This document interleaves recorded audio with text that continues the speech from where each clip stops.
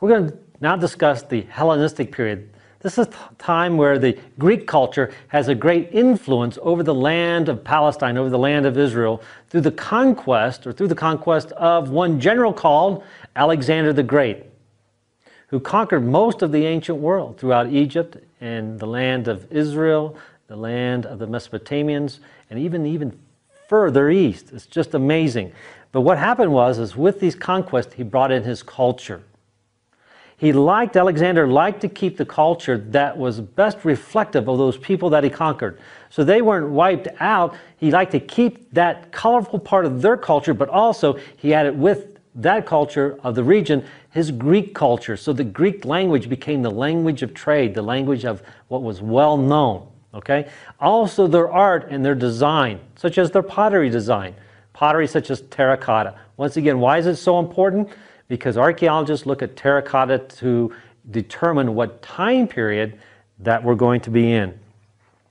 And if you want to look at one verse in the biblical narrative in the New Testament, it'd be Mark chapter 6 and verse 3. And this is where we read Jesus as being a tecton. And I'm going to let you privately in your own home read that verse to yourself while I show you a piece of Hellenistic pottery. Now look how fine and nice this looks with the little rosette designs on it and the pattern. And this is just a small crater, but the pottery is far, far more finer than just this piece right here. This is just a common piece of Hellenistic pottery and the influence of that culture that is going to have in the land of Canaan. So this is the style of pottery that we're getting ready to see. All right? Now, something else, secondly, that's very important is their lamps. Remember how the lamps looked like little shells and different styles of the shells, but now it completely changes. And look at the stylized type of lamp that we have at the Hellenistic period, an oil lamp.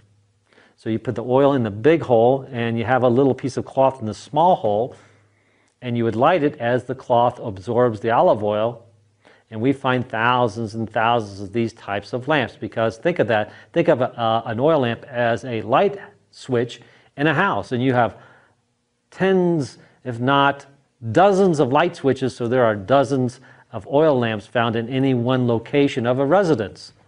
All right, so we have the type of pottery design, lamp design, in which we know it is the Hellenistic period. But also they bring in cultural, you could say, things that they would do for fun, such as dice, and they like to gamble.